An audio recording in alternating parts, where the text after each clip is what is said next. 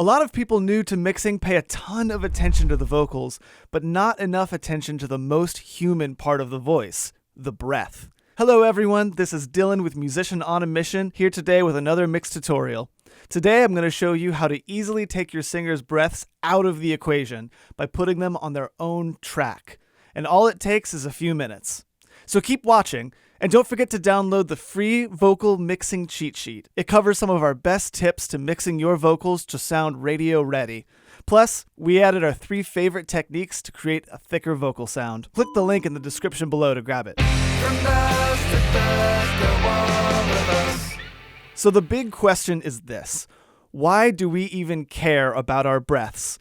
Why am I even making this video in the first place? A lot of new mixers, new producers don't really understand how important the breath is for a singer's recording. Now, it could be the thing that can make your vocals sound intimate and authentic. It can also be the thing that makes your vocals sound harsh, unnatural, and overly processed. Now, let me show you what I'm talking about. Part of the problem is that whenever you process your vocals without dealing with the breaths can get turned up. They can start to sound distorted. They can start to sound too bright. They can start to sound unnatural. So let me show you a few examples. So I'm going to compress this vocal that I have right here. I'm going to compress it pretty hard just to show you what happens to the vocals. Now let's listen to the breaths without compression on it. Static, burning down a road I've yet to know. Let's listen to it solo just so you can really hear it. Burning down a road I've yet to know. So you can really hear that breath. It's very loud. You know, the singer really felt the need to get a good breath in to get those notes out. Now, if I compress the vocals, it's going to become a lot more obvious how loud those breaths are. Burning down a road I've yet to know. Burning down a road I've yet to know. So can you see how much it turned those breaths up? That's because compressors naturally turn soft sounds up and loud sounds down. That means those breaths are going to get turned up and the peaks are going to get turned down. So let's say I want to go in here and add some EQ. Now, let's say I add a high shelf to give the vocal a little bit of air. Let's see what this does to the breaths. So without it. Burning down a road I've yet to know. And with it. Burning down a road I've yet to know. Okay, and let's say I want to add in a little bit of upper mids as well, just to get this vocal to start peeking out of the mix. Burning down a road I've yet to know. Okay, and even more on top of this, let's say I want to add some saturation. And obviously I'm going to add a little bit more saturation than I would like just so that you can hear what's going on with the breaths. Burning down a road I've yet to know. Now you can already tell these breaths are now starting to sound loud, they're starting to sound mangled, they're starting to sound too bright, too harsh. Burning down a road I've... When originally, if I take all of these plugins out, burning down a... it's pretty quiet. It's the exact amount of level that you need. It's not too loud, it's not too soft. Honestly, they could probably get turned down just a hair. But they're sounding very, very natural, very intimate. What a lot of producers will do to get rid of this overly processed breath sound is they'll just get rid of the breaths entirely. They'll just cut every single breath out. That is a big, big mistake because you're basically taking the most human part. As I've already said, you're taking the part that makes it feel the most intimate and you're just getting rid of it completely. That can really make a vocal sound dead, unrealistic. It can really become a problem, even if you mix your vocals beautifully. So what you really want to do is to put the breaths on their own track. You want to have the breaths be completely separate from the vocal processing. What a lot of people will do is they'll take what's called the marquee tool, which you can actually see right here. It's selected inside of Logic naturally whenever you hit the command key. So you can see this little plus button that's on my cursor. Now, if I hold down the command key, I can select little sections, which means I can go right here and I can select just this breath. And if I click it, as I already did, it separates it.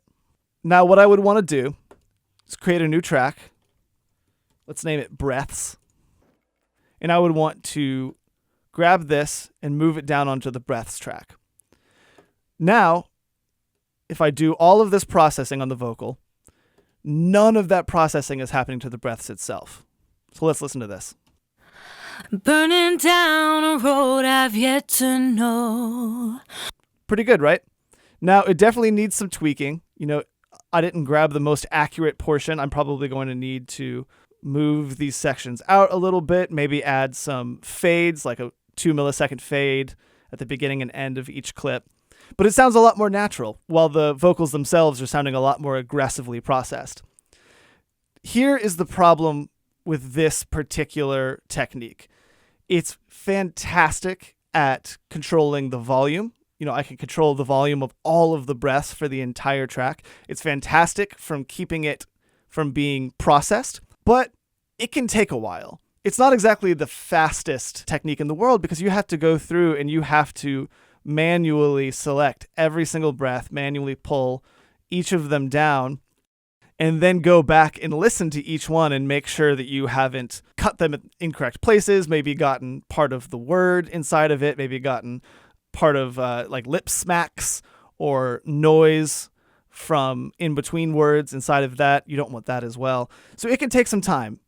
So I have actually come up with a technique that I've been using for several months now that I love doing. I absolutely love it because it only takes about 60 seconds. It's so fast. Let's put all of these back. Okay. And I'm going to use, let's get rid of all of these. I'm going to use Waves Debreath plugin. Now, this is a plugin that Waves makes that basically allows people to control the level of the vocal breath.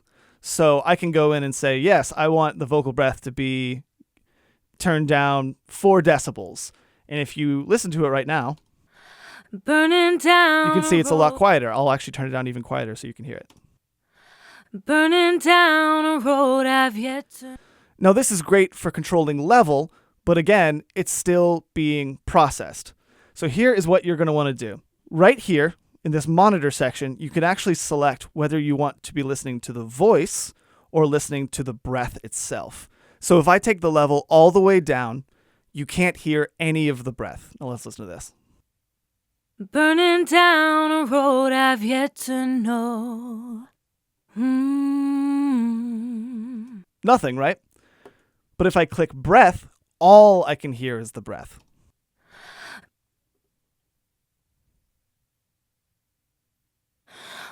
So here's the nuts and bolts of this technique. It's really very simple. We are going to create a duplicate track, and you can do that by hitting Command D. And on our first track, our main vocals, we are going to select voice for the monitor. On our breaths track, we're going to name this breaths. We'll open this up, and we are going to select breath, which it already is. And we are going to do what's called a bounce in place. So if you hit Control B, that brings up a menu inside of Logic called Bounce Regions in Place. And this will actually allow you to export just this single region that you have selected. And it will include all of the plugins that you have on it. So if I do bounce in place for this region, if I export this region, it's not going to be adding any processing because I've turned all of my processing off. It's only adding the Debreath plugin. So it's only taking away those breaths. So let's try this real quick. I'll hit OK. Now let's listen to this. Burning down a road I've yet to know. And you can actually see the waveform is gone. No, that's only one half of the actual process. The next thing we need to do is click on our original track and hold down Option and take this and copy it straight down.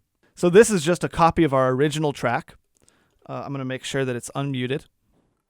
We're going to make sure that only breaths is selected on our monitor. Perfect. We are going to hit Control B again so that we can bounce our regions in place. And we're going to hit OK. So now look at this. we only have breaths. Nothing else, just the breaths. So if I just solo this, that's it, nothing else. And they sound perfect together. Listen to this. Burning down a road I've yet to know. If I started doing this without explaining it to you and I just did it, this entire process would have taken me 30 to 60 seconds. Incredibly fast. Whereas the marquee selection tool process would have taken 5, 10, 15, maybe even 20 minutes if you're new. Now, the Waves dBreath plugin is actually really cheap. Sometimes it's on sale for $30, sometimes it's on sale for $40. The nice part about Waves plugins is sales are going on all the time. You know, on their website, it says it's technically $99. I've literally never seen it on there for $99. So if you're interested in this technique, wait for a sale. Grab it when it's $30, grab it when it's $40, and you can get this so quickly. Now let's listen to this entire thing in context of the song. And I'm going to go back to these main vocals, and I am going to take off dBreath just so that you can hear the processing, so that we can hear how our unprocessed breaths sound with our newly processed vocals. Now I'm going to bring up the mixer, and we're just going to drag and drop all of our heavy processing, turn all of that on, and let's listen. Burning down a road I've yet to know. So smooth. And I can actually turn the breaths up or down if I want to. You know, I might think they're just a little bit too loud. Burning down a road I've yet to know. And now I have complete control. They're not overly compressed. They're not overly bright. They're not overly distorted. They're not distracting. They're just perfectly natural, but I still have the same control over my vocals as I want to have. And that is it. It's as simple as that. It may seem irrelevant at first, but the more you pay attention to how your breaths sound in the mix, the more you'll realize you need to keep them as unprocessed as possible. So I want to know, what's your favorite trick to getting radio-ready vocals? Leave your answer in the comments below. I'm really excited to read what you guys are doing. Also, don't forget to download the free vocal mixing cheat sheet. It's got even more tips to make your vocals sound like the pros. Click the link in the description below to grab it. And if you're new here, don't forget to subscribe and hit that notification bell. Now that's all from me. This has been Dylan with Musician on a Mission, and don't forget, create regardless.